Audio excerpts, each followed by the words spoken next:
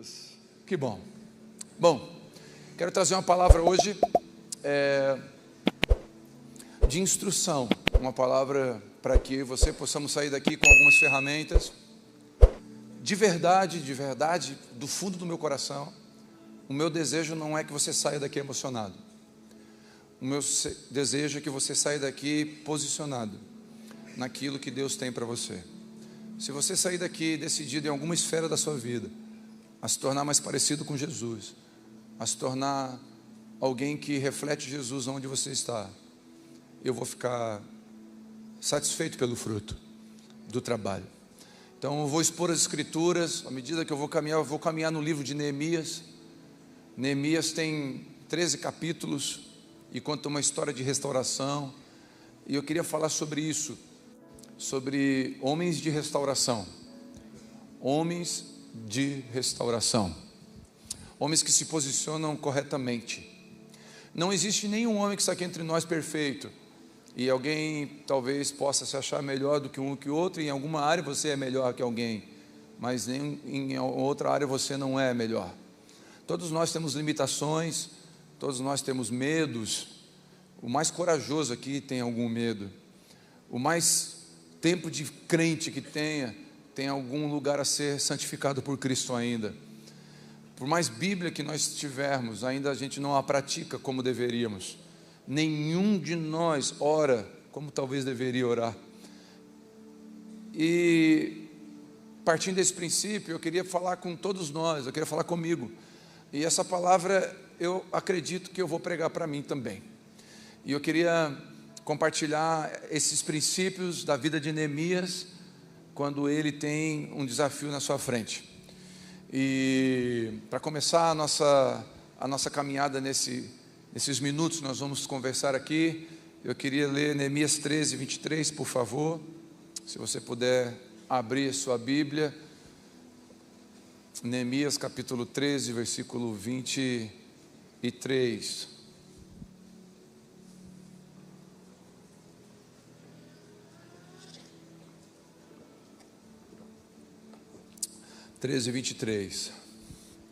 Diz assim: além disso, naquela época, constatei também que alguns judeus tinham desposado mulheres estrangeiras, e de Asdob, Amon e Moabe, e metade dos seus filhos falavam a língua de Asdob, ou a língua de um dos outros povos gentios, e não sabiam falar a própria língua de Judá. Por enquanto aqui, deixa aberta a Bíblia, a gente vai caminhar. Se quiser, se tem a fita ali, marca, e a gente vai caminhar um pouquinho em Neemias. Esse texto que eu li é o final do livro de Neemias. Isso aqui é uma constatação que ele teve. E qual foi a constatação? Que Jerusalém, a nação de Jerusalém, o povo de Neemias, a cultura, a fé de Neemias, do povo da nação de Neemias estavam arrasados, estavam feridos, destruídos. 142 anos de destroços, 142 anos após a destruição de Jerusalém, o povo foi levado cativo, e cativo, depois de 70 anos foram libertos por Ciro, que fez um decreto e fez o povo voltar para a sua cidade. Só que a sua cidade estava totalmente destruída, a nação despedaçada, dispersada, era um caos. E Neemias entra nessa história como alguém que ouve um relato de tudo o que estava acontecendo na sua nação. E é interessante entender isso, que a cidade toda, o que guardava a cidade eram os muros. Antigamente, na cultura, os muros era a fortaleza, era a principal forma de proteção da cidade. E deixa claro que os muros estavam destruídos. E Neemias vai começar um processo de construção. As portas estavam queimadas, ou seja, a proteção e os acessos estavam totalmente destruídos da nação de Neemias. Os filhos dos judeus falavam línguas estrangeiras. Eu estava em Portugal agora, e uma irmã em Cristo que mora lá, é brasileira e mora lá, falou para minha esposa uma frase que me chamou a atenção. A Vivi perguntou se eles estavam felizes, como é que estavam vivendo fora do Brasil, em outra nação, e ela disse: estamos bem, a minha filha fala 3 idiomas já. Eles estão morando há um tempo lá, 2, 3 anos, e ela disse: a minha filha já fala 3 idiomas, e a minha esposa, num ímpeto do Espírito Santo, perguntou: mas a sua filha fala o idioma do céu? Nós corremos um risco de perder o idioma, de perder a língua do céu, de perder as escrituras no caminho. E os judeus tinham perdido isso, eles casaram-se. Esse foi o pecado de Salomão. Se você ler, o próprio Neemias vai dizer isso. O pecado de Salomão foi isso: casar com mulheres estrangeiras e trazer para dentro da cultura outra cultura. Então a nação estava invadida por outra cultura. As crianças não falavam mais a língua do céu, falavam a língua dos homens, falavam a língua estrangeira, falava a língua da cultura do tempo, da cultura work, de alguma cultura que não era a cultura do céu. Então a nação estava destruída, os muros caídos e os filhos falando outro idioma. Jerusalém precisava de uma restauração total, e restauração é diferente de reforma. Eu não gosto da palavra reforma, reformado. Eu gosto da palavra restaurado. Porque eu não sou um reformado. Reformado é pegar um Fusca 70, botar farol de Gol, retrovisor de Uno e roda de Brasília. Aí você faz uma reforma no Fusca. Mas restaurar um Fusca é outra história. Você vai pegar o banco, o tecido lá que foi colocado na origem. Você vai pegar o retrovisor, o farol que foi fabricado, a Arteb, a marca do farol do Fusca quando saiu da fábrica. Por que eu prefiro restauração? Porque Deus não quer reformar a gente, botar um pedaço de um tempo, um pedaço de outro. Ele quer levar eu e você para a origem. E a origem é onde Ele tem o propósito, é em Cristo que está a nossa origem. Nós nascemos de Deus, estamos em Deus e vamos voltar para Deus. Deus, o céu, já foi dito, o céu não é o nosso destino, é a nossa casa, é o nosso retorno, a nossa origem. Então, e eu já falei aqui, e é verdade, né? Na criação, isso prova, quando Deus faz o peixe, Ele fala para a água produza peixes. Quando Deus faz as árvores, Ele fala: terra, produza árvores. Né? É interessante, quando Ele faz o homem, Ele não terceiriza, Ele fala: façamos nós, vamos fazer o homem. Quando você tira um peixe da água, ele morre, porque sai da sua origem. Quando você tira uma árvore da terra, ela morre, porque sai da sua origem. E se o homem sai de Deus, ele morre, porque sai da sua origem. Então Deus é a nossa origem. Então Israel precisava de uma restauração. Só de forma pedagógica, repete comigo: restauração. Restauração, uma restauração política Israel precisava, uma restauração moral. O certo se tornou errado. Uma restauração religiosa, os sacerdotes serviam por dinheiro. Uma restauração social, injustiças, a viúva estava esquecida. Você vai ver Neemias corrigindo o povo, dizendo: vocês estão errados, tem pessoas passando fome entre nós. Precisava de uma restauração social, uma restauração teológica, um retorno. Neemias vai chegar depois que ele constrói os muros, ele reúne todo mundo. Esdras abre a palavra e lê por horas, e depois ensina o que foi lido. Ou seja, uma restauração teológica. Em nome de Jesus, a igreja precisa de uma restauração teológica. O que é uma restauração teológica? Não é ser calvinista, arminiano, é ser bíblico, acima de qualquer coisa. Nós estamos brigando por coisas que Jesus não mandou brigar, lutando por homens que nem eles, na essência, gostariam que a gente brigasse. Eu duvido que Calvino gostasse que alguém brigasse por ele. Quem entende o que eu falo? Então, uma restauração.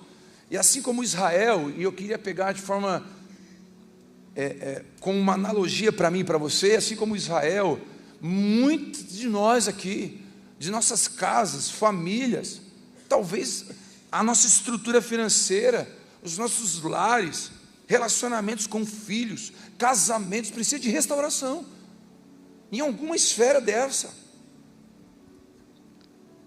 E nós não podemos olhar para tudo isso e não se movimentar.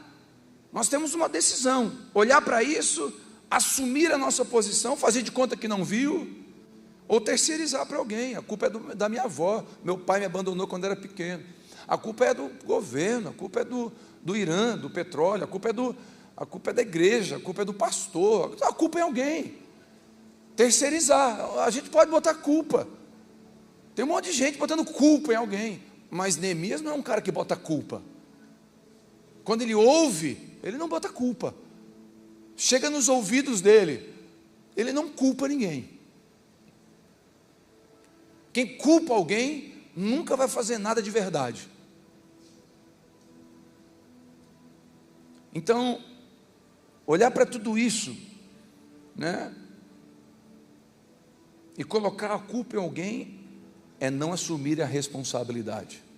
E eu queria começar de verdade essa conferência trazendo verdades e decisões difíceis. Eu gostaria de fazer eu e você pensarmos. Queria que a gente saia daqui hoje com a mente saindo fumacinha, pensando sobre mim, sobre você. E a partir de agora, por favor, não terceirize o que você vai ouvir. Não fala, ai, como fulano poderia ouvir isso? Não, ele não está aqui, é você que está aqui, é você que tem que ouvir isso. Então não terceirize a sua esposa, não terceirize para ninguém. Você está aqui para ser lapidado pelo Senhor, não a sua esposa. É você que precisa. Se você está aqui, Deus te trouxe aqui, o Espírito Santo trouxe aqui, é porque é você que precisa, sou eu que preciso. Eu estava pensando, amanhã eu vou sentar aqui, vou comer, amanhã de manhã eu vou comer, eu vou sentar aqui, eu quero comer, eu quero ouvir os meus irmãos, o que eles têm para falar para mim, o que Deus quer falar através deles. Então eu quero trazer observações sobre Neemias, as características de um restaurador. Primeiro, um restaurador tem prioridade. Tem prioridade. Neemias 3:28, pode abrir lá? Se você é rápido no gatilho, vai lá para mim. Neemias 3:28.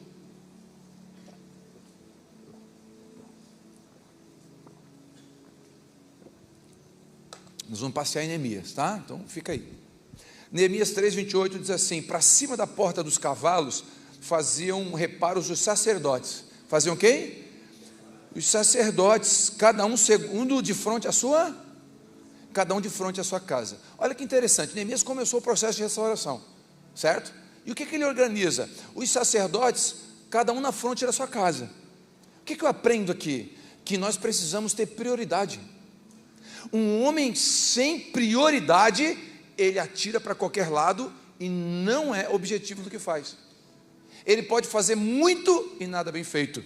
É a síndrome do pato: voa, corre e anda, mas nada bem feito, tudo mais ou menos. Quem não tem prioridade não se organiza. Quem não se organiza perde a guerra. Não tem como você ser um restaurador de alguma coisa, e eu quero que você coloque qualquer coisa aqui que envolva a sua vida, que você precise buscar uma restauração. Não tem como você não priorizar. A prioridade vai organizar a sua vida. Então Neemias tem prioridade. Ele fala, na frente da sua casa primeiro. Não tenta ajudar o outro. Máscaras, em caso de despressurização, máscaras cairão. Coloque primeiro em você, depois em quem estiver do seu lado. Não é o que diz no avião, o recado quando você voa? Por quê? Porque se você não botar em você e você não respirar bem, nem a criança do seu lado você vai ajudar. É prioridade. Isso não é egoísmo, é prioridade. Cuidar da porta da sua casa não é ser egoísta, é ser inteligente, é priorizar. Imagine você ir num nutricionista, chega lá, o nutricionista está com 180 quilos, ele fala, vou ajudar você a emagrecer. Ele pode até ter a técnica e até te ajudar, mas você concorda que esse cara não tem tanta autoridade? Ele não está priorizando, ele não se cuidou, ele deveria ter cuidado dele primeiro. porque ele vai ajudar alguém naquilo que ele não consegue se ajudar. Então, ter prioridade, cada sacerdote na sua casa. Você é responsável por sua casa, você é responsável pelos seus filhos, pelo seu casamento. E me perdoa, eu falo isso às vezes, é bom lembrar isso. Talvez eu quero ficar igual a Zaf, eu vou estar com 80 anos pregando a mesma coisa, contando a mesma piada, e meus amigos vão rir. Mas eu preciso lembrar, e é verdade. Talvez você sabe o nome de todos os jogadores do seu time, mas não sabe o nome de um amigo do seu filho.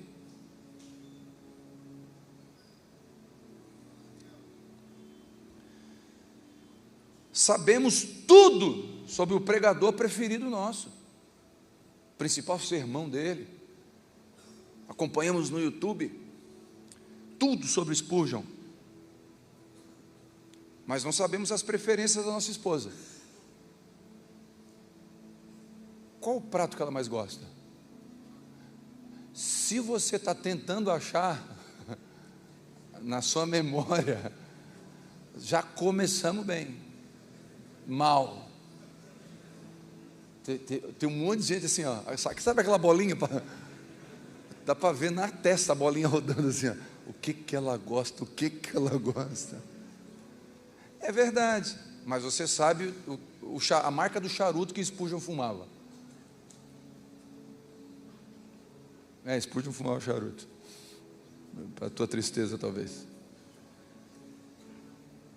Se você não escolher bem as suas prioridades, as urgências vão escolher você. Vou repetir. Se você não escolher bem as suas prioridades, as urgências vão engolir você. A urgência vai escolher você. E aí você não vai fazer o que deve ser feito, vai fazer o que a urgência manda. E aí você é escravo da urgência. Nunca vi alguém no leito de morte dizer: queria ter passado mais tempo no escritório. Nunca vi. Nunca vi alguém no leito de morte dizer: eu devia ter ganhado mais dinheiro. Nunca vi alguém com câncer terminal dizer: por que eu não comprei um carro melhor? Nunca vi. Por quê? Porque não era prioridade. Mas talvez foi. E ele vai dizer: por que eu não amei mais a minha esposa? Por que eu não fiquei mais tempo com os meus filhos? Por que eu não orei mais? Por que eu não li mais a Bíblia? Prioridade.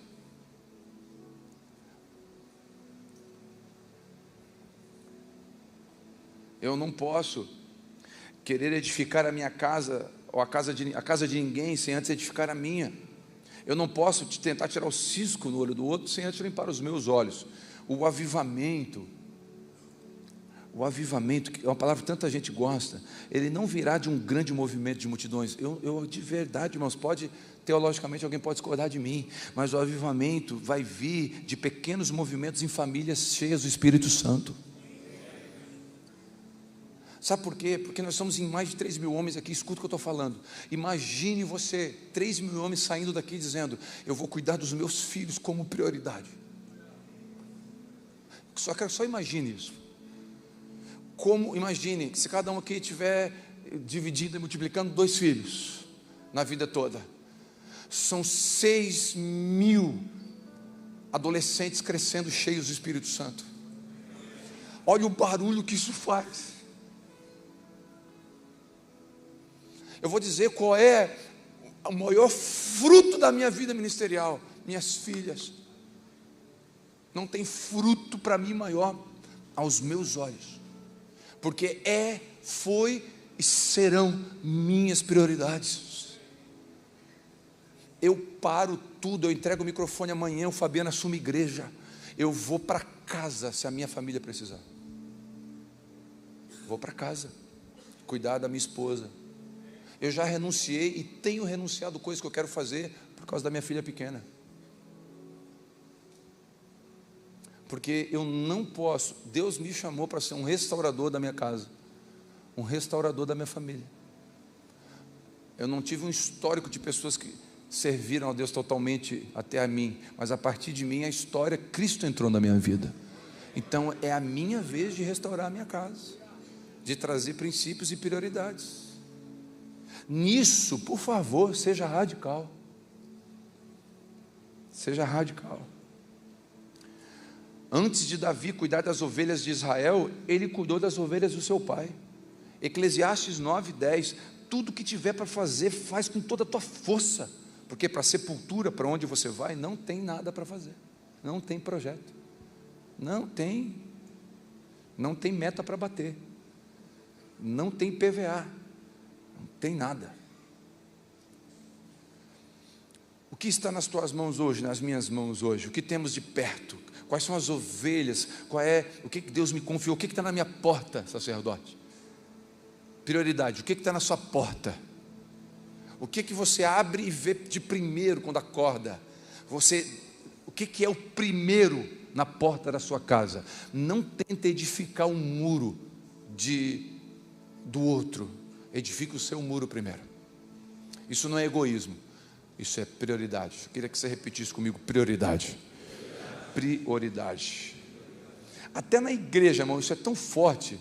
Escute, é um princípio bíblico. Até na igreja isso é tão forte que a Bíblia diz, olha que legal, que os domésticos da fé devem ser cuidados primeiro. Se tem irmãos passando fome, primeiro os irmãos. Paulo vai escrever que nós devemos tratar as mulheres mais velhas da igreja como tratamos a mãe. Devemos tratar os homens mais velhos da igreja como tratamos o pai. Tratar os irmãos mais novos da igreja como tratamos os irmãos. E tratar as moças da igreja como tratamos as irmãs. O que Paulo está dizendo? Que se a casa estiver em desordem, a igreja vai estar em desordem. Porque nós vamos tratar a senhora da igreja como tratamos mal a mãe. Nós ficamos sem falar com o irmão de sangue, vamos ficar sem falar com o irmão da igreja. Então a prioridade é a casa. Paulo vai escrever a Timóteo, para o bispo, para o presbítero, que se ele não cuida da casa, não pode cuidar da igreja. Então isso não é uma questão de eu achar, só porque eu estou usando de forma alegórica Neemias, é um princípio bíblico. Pôr em ordem o que está na porta. Quem entende o que eu falo? Nós vamos, terça-feira, nós fomos hoje de manhã lá no presídio, na Penitenciária Sul. A coordenação, a direção do presídio liberou. Terça que vem nós vamos fazer um culto com bateria, com teclado. O Tom vai cantar um rap, nós vamos quebrar tudo lá. Abrir a porta, nós vamos pregar lá no presídio. De cada 10 presos, 6, 7 é filho de crente. Cuidaram da porta dos outros, mas não cuidaram da porta deles.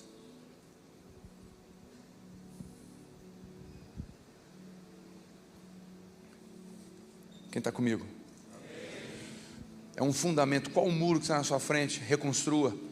A responsabilidade de educar e ensinar os seus filhos é sua. A responsabilidade de cuidar da sua esposa é sua. A responsabilidade de restaurar a moralidade da sua casa é sua. A responsabilidade de inculcar a palavra de Deus é sua. De restaurar a teologia na sua família é sua. A responsabilidade social começa em casa com generosidade, quando pregamos e vivemos o que nós cremos. Neemias são homens que têm sua família como prioridade. Não é sucesso financeiro, ministerial ou pessoal, mas a família. Primeira verdade é essa. Segunda verdade, repete comigo: um restaurador tem sentimento e atitude. Olha o que diz Neemias 1:3. Se quiser abrir, vai lá direto, você que está acompanhando. Neemias 1:3 diz assim: eles me responderam, os restantes que ficaram no cativeiro lá na província estão em grande aflição e opróbrio. Também está derrubado o muro de Jerusalém, e as suas portas queimadas ao fogo.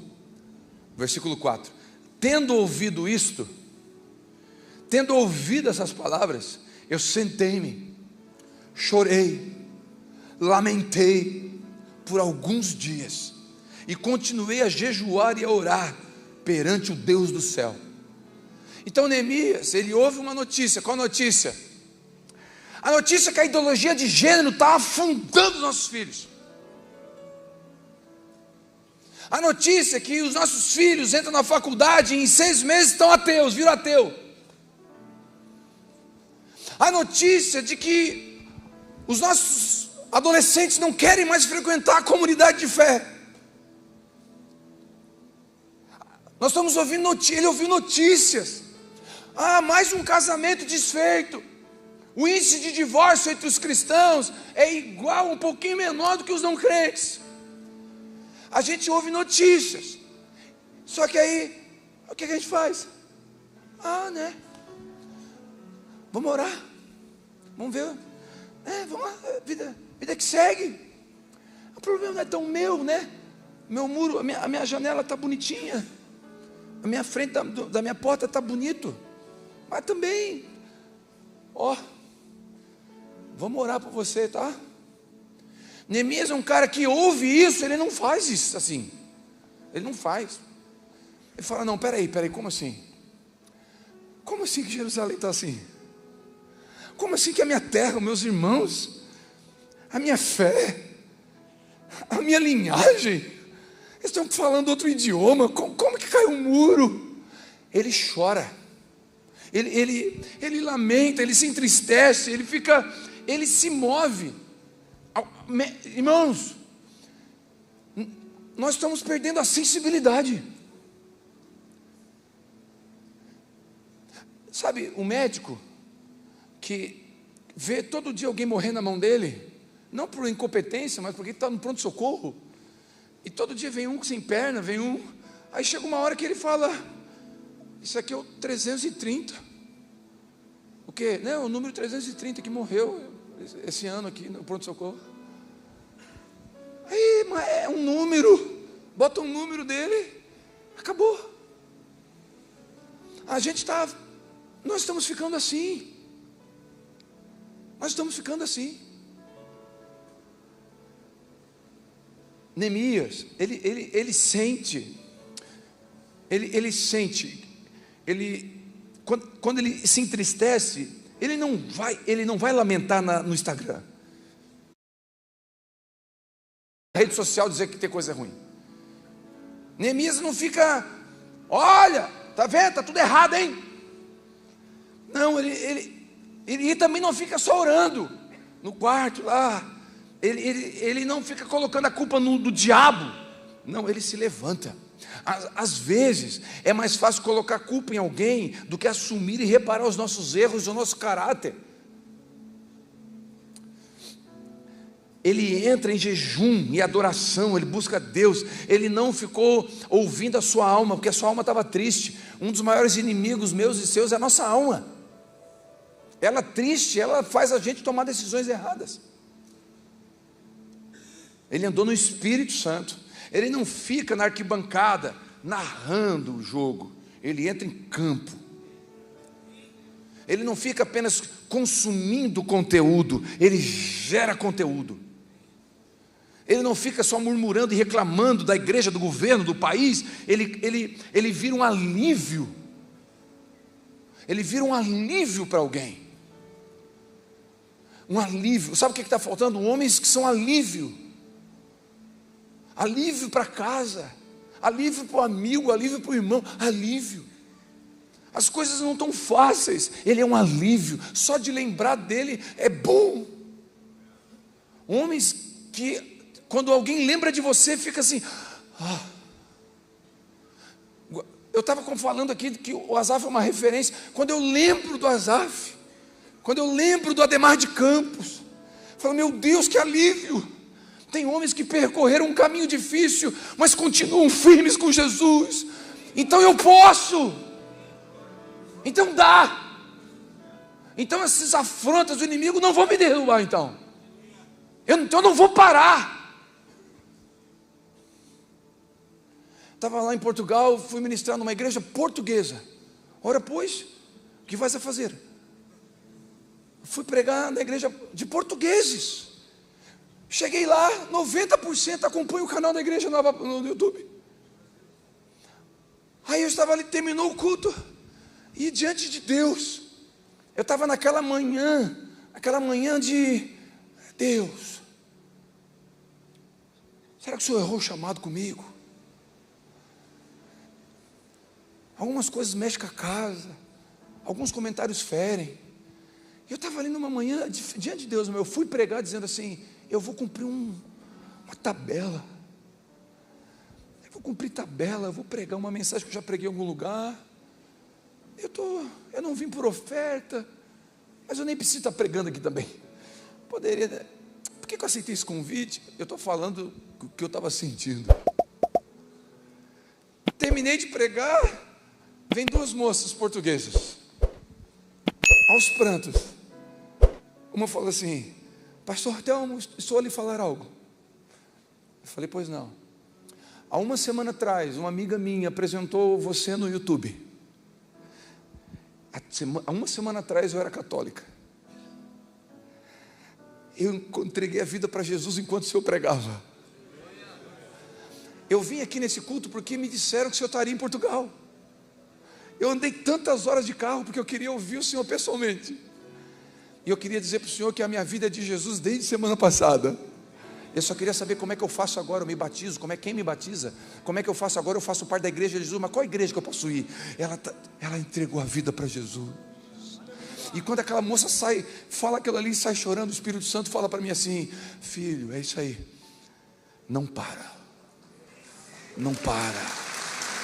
por ela vale a pena, não para, porque não dá, eu não posso ter um sentimento e não ter uma ação. E as pessoas estão indo para o inferno, né? E tem um monte de gente pregando evangelho errado aí, hein? Então levanta e prega o certo, se você sabe o que é o certo.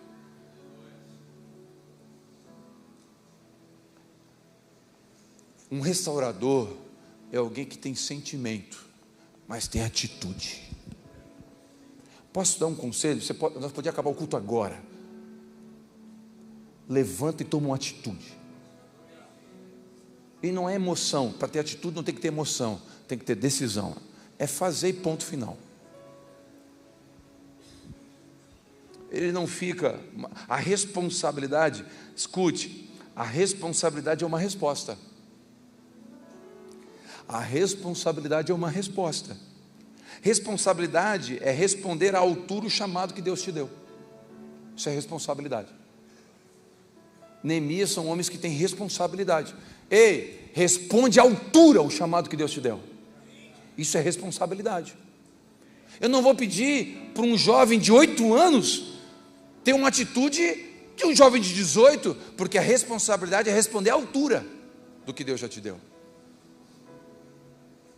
Então, a responder à altura. Eu gosto de ter uma frase do Spurgeon que ele fala assim: todo cristão é um mordomo. Fala comigo, mordomo. O mordomo presta contas.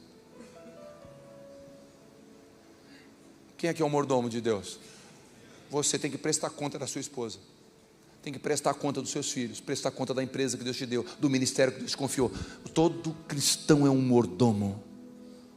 Isso é responsabilidade.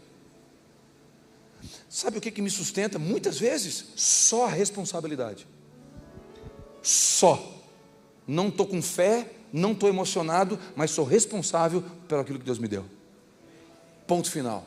Ontem, chegamos de viagem, hoje tem culto, amanhã tem culto, domingo tem culto, tem ceia. A gente está cansado, eu queria ontem ficar um tempo com a minha casa, minha filha ficou aqui, mas ontem tinha café com o pastor. Liguei para o Fabiano, falei: Fabiano, está pronto, pode ministrar no meu lugar? Fabiano, conta comigo. Mas o café com o pastor é a minha responsabilidade. Se eu estou aqui, ela é minha responsabilidade. Eu fui orar e falei: Deus, eu não quero ir no café, eu quero ficar em casa, eu preciso descansar um pouco. A Vivi olhou para mim com aquela cara de fica. A Isabela não olhou, ela falou: fica. Foram para o cinema. Na hora, o Espírito Santo falou: seja responsável com o que eu te dei. E o que me trouxe aqui ontem à noite foi só uma coisa: responsabilidade. Eu sou responsável. Pastor, mas tu veio apaixonado aqui pelas pessoas? Não, eu vim responsável. No caminho, Deus colocou um amor pelas pessoas, mas eu vim só pela responsabilidade. Chegou aqui, conversei com todo mundo, saí daqui feliz, porque eu ouvi testemunhos, saí cheio de gratidão, mas até chegar aqui, foi só uma coisa que me trouxe. Eu não sou moleque e tenho uma responsabilidade. E aí eu não preciso sentir. Eu vim no carro, eu ia botar até um louvor, botar um Azaf Boy para dar uma animada, não botei nada. Queria botar um lamento, uma canção de lamento, eu queria ler Lamentações. Não botei nem música no carro, vim sem música. Não queria ouvir nada. Chegou aqui, o Espírito Santo me deu forças o bastante. Quem entende o que eu quero dizer? Tem vários momentos que você vai ser responsável pela sua casa. Um restaurador tem sentimento e tem atitude. Deus não chama, olha aqui, escute. Deus não chama irresponsáveis para cumprir missões nobres. Quem acredita que cuidar da família é algo nobre? Aleluia. Quem acredita que cuidar de filho é algo nobre? Deus não chama irresponsáveis para algo nobre.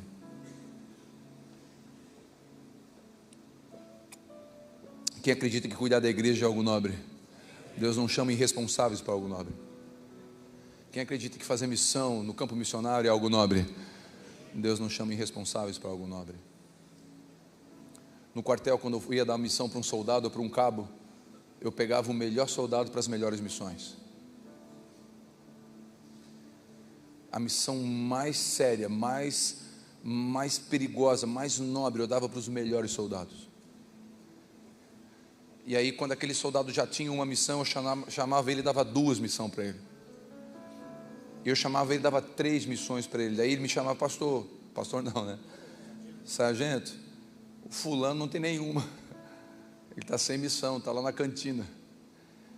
Mas eu não vou dar missão nobre para ele, você vai ficar com 3. Porque quem dá a missão quer a missão cumprida. Aí você está dizendo assim, Deus me dá um ministério. Vou dar para ele, vou dobrar o ministério dele. Mas você não. Deus faz o meu casamento ser. Não, estou derramando graça sobre o casamento dele, porque você não está cuidando do que você tem. Vou acrescentar mais para ele. Quem entende? O restaurador é alguém responsável, é alguém que assume responsabilidade. Eu gosto de uma frase do Billy Graham que fala assim: nenhum de nós vive para si, cada decisão envolve pelo menos 10 pessoas. Nenhum de nós, todo mundo aqui, cada decisão nossa envolve pelo menos 10 pessoas. Porque vai aqui, vai envolver pessoas. Algumas decisões nossas envolvem milhares de pessoas, centenas, dezenas. Toda decisão, ninguém vive para si. Estamos juntos até aqui? Neemias se levanta e convoca todos os disponíveis e voluntários para uma restauração da nação. Ele sai do sentimento e entra na ação. Quem está comigo até aqui, diga amém. Terceiro, repete comigo por favor. Um restaurador terá resistência. Neemias 4:1, olha o que diz. Neemias 4:1. Ora, Sambalate ouviu que edificávamos o muro, ardeu em ira, indignou-se muito e escarneceu dos judeus. Falou na presença dos seus irmãos e do exército de Samaria, dizendo: os que fazem esses fracos judeus fortificação, oferecerão sacrifícios, acabarão o muro num dia só, vivificarão os montões de pó das pedras queimadas. Meu irmão, quer paz? Vai para casa e fica quieto, não faz nada, não produz nada, não constrói nada. Você vai ter a paz do diabo.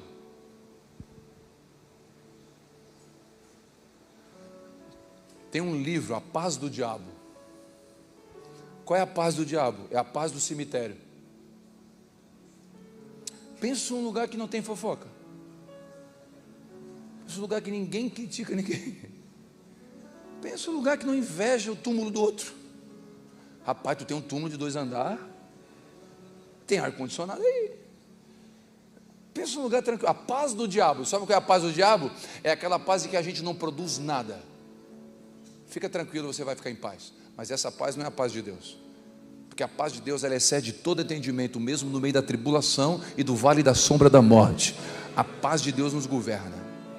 A paz de Deus não depende da circunstância. E eu arrisco dizer que talvez um homem com triplex aqui em Criciúma tenha a paz do diabo e está perturbado, e um homem na missão, quase morrendo por causa de Jesus, tem mais paz do que o cara aqui no triplex. Porque a paz de Deus, eu vos dou a minha paz, não é a paz do mundo. E quem acredita que Jesus tinha paz? Ele nasceu sabendo que é para a cruz e nunca se perturbou. Essa é a paz que Ele tem para você. Não importa o que você vai passar, Ele te dá uma paz fora do comum. A minha paz vos dou. Não tem como você ser um edificador de qualquer coisa, de qualquer coisa que Deus coloque na sua mão, sem ter resistência. Quando ouviram falar de restauração, todo o processo de edificação, restauração, vai sofrer resistência daquele que é inimigo da obra de Deus. Os irmãos de Davi, quando Davi foi na batalha, os irmãos de José foram resistência do sonho e propósito de Deus. Às vezes os próprios irmãos, os da casa, inimigos internos, são resistência, porque não entende o que Deus está fazendo. A maioria dos que estão talvez criticando não estão fazendo nada, ou não suportam ver pessoas fazendo, porque isso denuncia a apatia delas. Quando você decide, escute, irmãos, quando você decide criar filhos para a glória de Deus, você vai denunciar, sem falar nada. A sua forma de tratar a sua esposa pode denunciar a forma do outro tratar a esposa dele, sem você falar nada. A sua família, à mesa, adorando a Deus, temendo ao Senhor, denuncia aquele que não busca a Deus, sem você falar nada. Você não precisa falar, para gerar oposição. Basta viver a verdade, porque a sua vida expõe, sua forma de ser expõe. Quem entende o que o Senhor está falando? Estamos juntos mesmo? Quem está comigo? A maioria dos que, olha que interessante, eles são tão fracos, falaram eles, o nosso inimigo tentará colocar a nossa fé em xeque. Eles falaram assim, uma raposa vai passar em cima desse muro, e esse muro vai cair. Sabe o que eles estão dizendo? Não sabe nem fazer direito, o muro é fraco, a massa é 60 por 1. Isso aí é uma raposa, vai passar em cima, isso aí não sabe nem construir muro. Vocês estão tentando fazer muro, rapaz, você não sabe construir muro. O diabo vai tentar colocar em xeque a nossa capacidade de cuidar do que Deus nos deu. Ele vai tentar colocar em xeque. Vão construir um dia isso aí? Zoeira, zombando. Então,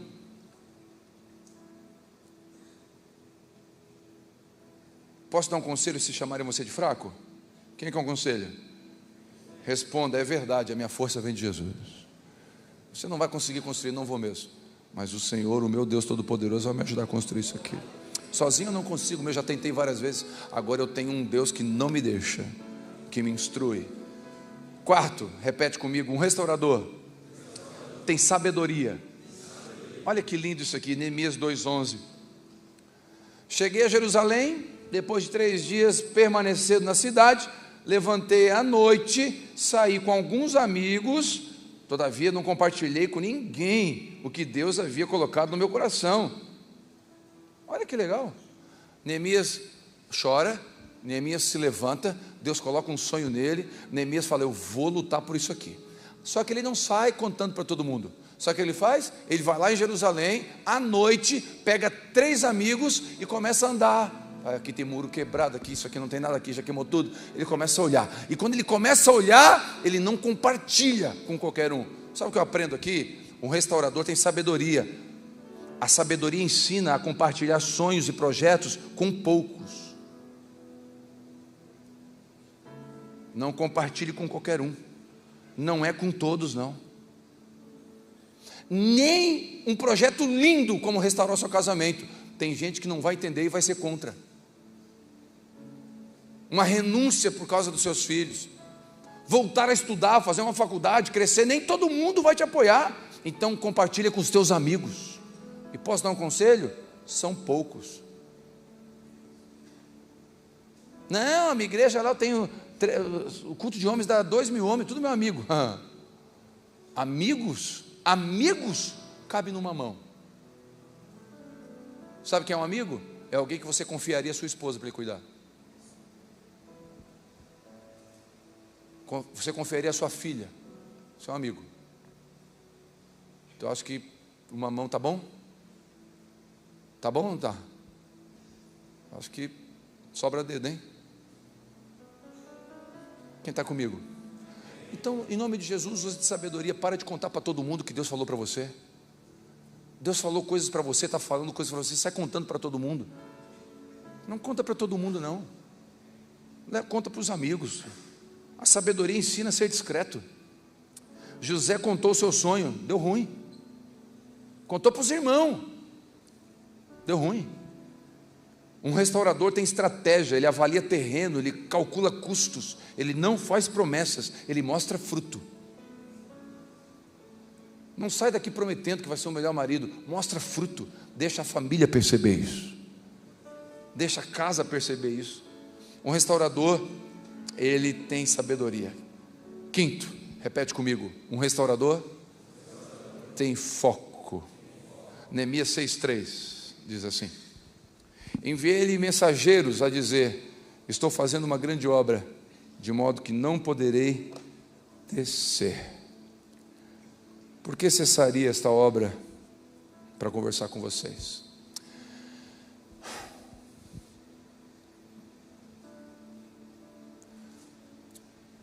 Sanbalat e Tobias começaram a dizer: você não vai dar nada, fogo de palha.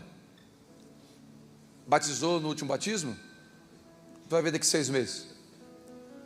Frases de Sanbalat e Tobias, tu vai ver, tu vai conhecer, tu vai congregar, tu vai ver que os crentes não são tão crentes. Frases de Sanbalat e Tobias. Rapaz, eu conheço 3 que começaram uma empresa nessa área e fecharam. Frase de Sanbalat e Tobias. Rapaz, está em descrédito, não vale a pena. Frase de Sanbalat e Tobias: olha, eu acho que tu está mal intencionado.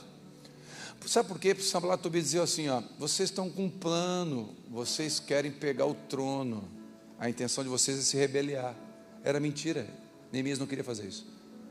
Uma das coisas que Sanbalat e Tobias faz contra nós, sabe o que é? Contra mim e você? É criar narrativas que não são verdadeiras. É uma característica do inimigo, para confundir a gente. E aí ele quer conversar, ele chama. Aí Neemias está onde? Está no muro, está construindo, está edificando, está focado, está fazendo o que Deus chamou. Ele tem prioridade, ele está organizado, ele tem estratégia. Aí o diabo não conseguiu tirar Neemias de onde ele estava. O diabo não mexeu com ele. Aí o diabo vem com outra estratégia. Qual é? Vamos conversar? Vamos tomar um café? Vamos bater um papo sobre... eu queria... desce aí para a gente... desce aqui no tatame. É o cara do jiu-jitsu chamando o cara do Muay Thai. Desce aqui, porque se descer aqui eu te finalizo. Desce. Só que Neemias, o que ele faz? Ele manda uma resposta. Ele não desce no campo da discussão. Ele não rebate a crítica na internet. O que ele faz? Ele manda uma mensagem: avisa eles que eu estou numa grande obra e eu não vou descer. Avisa eles que eu estou com foco. Eu estou num processo lindo de restauração do meu casamento. Avisa eles que eu estou focado agora. Eu estou ganhando o coração da minha filha que eu tinha perdido. Avisa eles que o meu ministério eu nem acreditava mais, mas agora Deus trouxe esperança. Avisa eles que eu não vou descer para discutir com ninguém. Eu não fui chamado para isso. Eu fui chamado para edificar e restaurar. Eu estou focado e eu não vou descer. Deixa eu falar uma coisa para você. O que eu vou falar aqui é carinhosamente.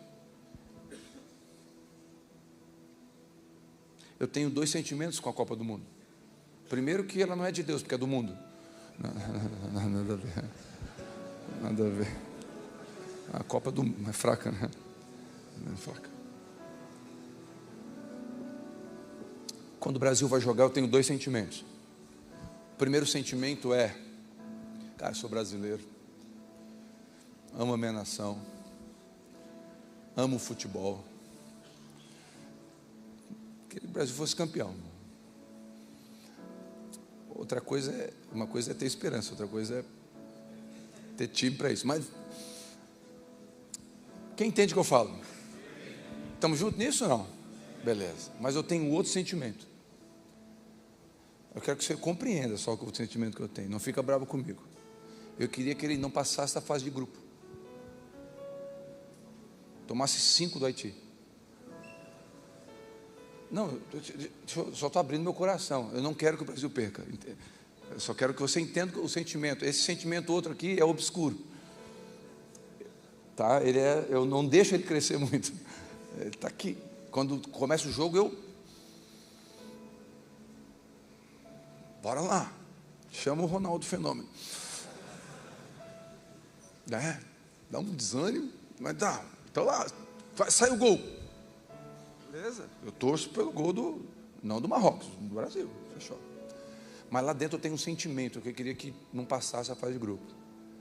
Sabe por quê? Porque se passa da fase de grupo, é mais um tempo de pão e circo, distraindo uma nação destruída, corrupta, sendo enganada, que não tem saneamento básico, não tem educação e não tem saúde.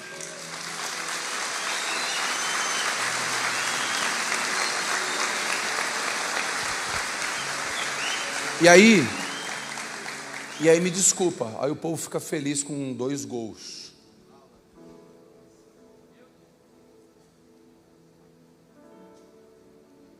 Pastor, tu não vai ver o jogo? Vou botar a camisa do Brasil. Se o culto terminar a tempo, porque eu vou orar para o José terminar meia-noite amanhã. Não, estou brincando. O José, do jeito que ele joga futebol, é capaz de terminar 9 horas. Ele vai fazer o apelo e vai acabar o culto. Sabe por quê? Porque tem muita distração. Você sabia que você vai morrer? Ontem eu fui no velório de um jovem de 31 anos e outro de 38. O de 31 anos era atleta, praticava artes marciais, bombeiro, o cara, 10% de quem está aqui tinha a saúde dele. Uma bactéria desceu para o coração, do nada morreu em menos de 7 dias. O de 31 anos, o de 38 morreu em 4, 5 horas. Deu um negócio no estômago, sangue perdeu, hemorragia interna, acabou. 31 e 38, a gente vai morrer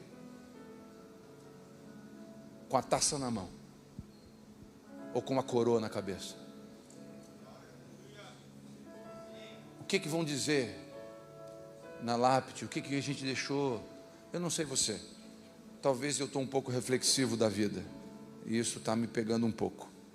Eu estou calculando a vida. Calculando.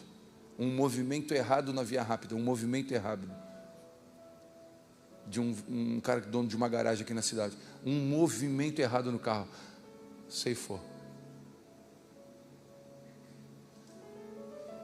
Neemias são restauradores que têm foco. Meu irmão, desce aqui, a gente está discutindo se Neymar vai jogar ou não vai. Meu irmão, eu queria que ele jogasse. Com uma perna só ele é melhor que uns 4. Mas beleza, vamos ser gente. Mas eu não quero me distrair. Eu não posso me distrair. Eu não vou descer. Não desça. Não desce. Sai daqui depois, troca ideia, troca telefone, bate foto com os irmãos, vai lanchar.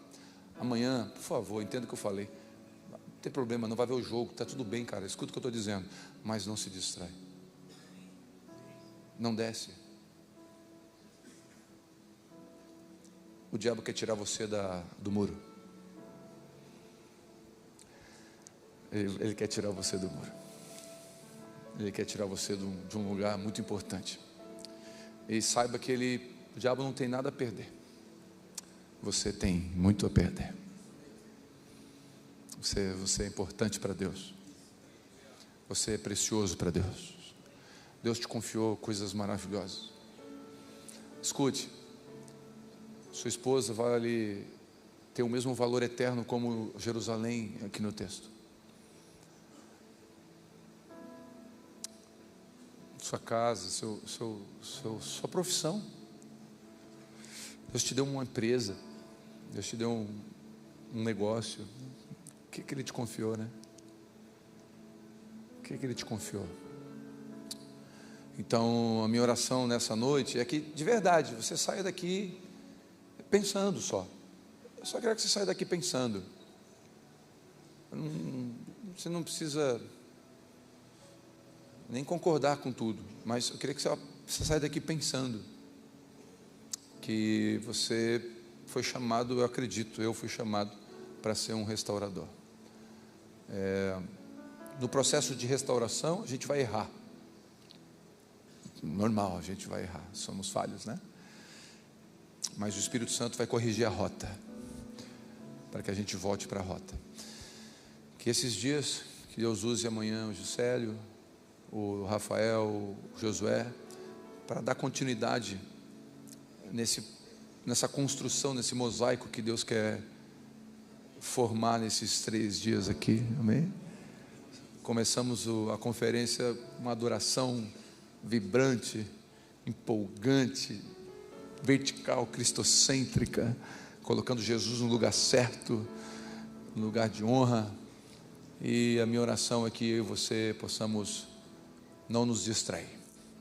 Eu queria só com você encerrar lendo Salmo 127, todo mundo, por favor, versículo 1. Eu queria encerrar aqui e orar com você. Fica até o final, se você puder ficar até o final, eu te agradeço. Mais uns minutos, a gente já está encerrando.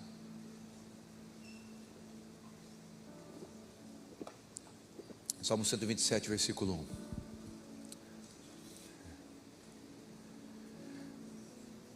Se o Senhor não edificar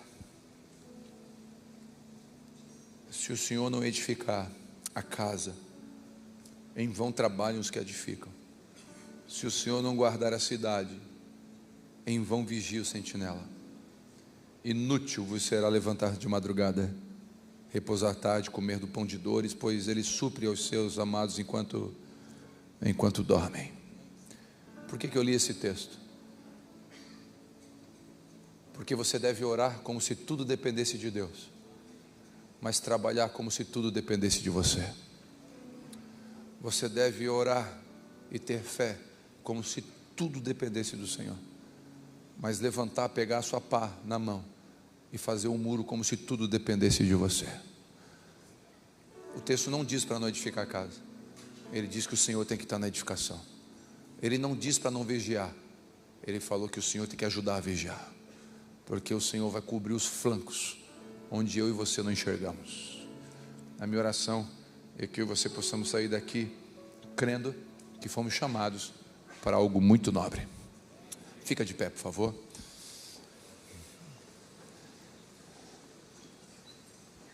Quem recebe essa palavra? Coloca diante de Deus então, faz uma oração. Senhor Jesus, obrigado. Obrigado por essa noite.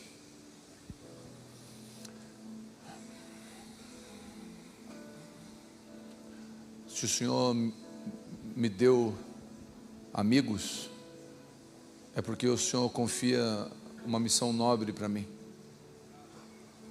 Se o Senhor me deu ministério, é porque o Senhor confiou algo nobre para mim. Se o Senhor confiou uma família, filhos, esposa, é porque o Senhor me deu uma missão nobre. Se o Senhor me confiou uma igreja, uma comunidade de fé, é porque o Senhor confia uma missão nobre nas minhas mãos. Obrigado, Senhor. Obrigado pela confiança que eu não mereço, mas eu quero ser responsável sobre aquilo que o Senhor colocou para mim. Eu quero sair dessa conferência, talvez não vou derramar uma lágrima, não vou sentir nenhum arrepio, mas a minha vida vai ser inclinada para a tua vontade.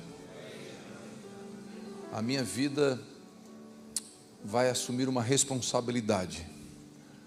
A minha vida vai se posicionar no que o Senhor tem para mim. Deus, obrigado por essa noite. O meu desejo, a minha oração, é que nós possamos, como restauradores, primeiro, ter prioridade. Segundo, que nós possamos ter sentimento e atitude. Terceiro, que nós possamos suportar as resistências que vão vir contra nós. Que possamos ter sabedoria e que possamos ter foco no lugar certo. Deus, levanta homens corajosos. Levanta homens corajosos. O medo não faz parte. O Senhor nunca disse na tua palavra: tenha medo do diabo, porque maior é o que está conosco do que aquele que está no mundo. O Senhor nunca, pelo contrário, o Senhor disse para Josué, o Senhor orientou os irmãos de Coríntios dizendo: sejam fortes e corajosos. Deus, nos dá força e coragem para cumprir o propósito que o Senhor tem para nós. Tira do nosso coração as fagulhas, tira da nossa mente as frases do inimigo dizendo que a gente não vai conseguir construir, que o muro vai cair a qualquer momento.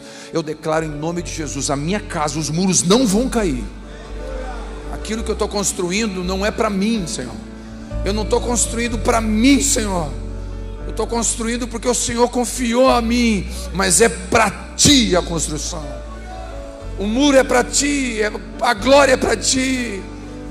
Deus, os filhos do Senhor deu, o Senhor emprestou para mim. O Senhor emprestou os meus filhos, eles são Teus. Eu estou tentando construir e devolver para Ti, Senhor. Deus, tudo que o Senhor me deu, me dá compreensão, e eu não aceito sobre mim. E eu oro sobre os meus irmãos, que toda palavra dizendo que ele não vai conseguir é mentira do diabo. Toda falácia tentando desviar o foco do irmão, nós repreendemos no poder do nome de Jesus agora.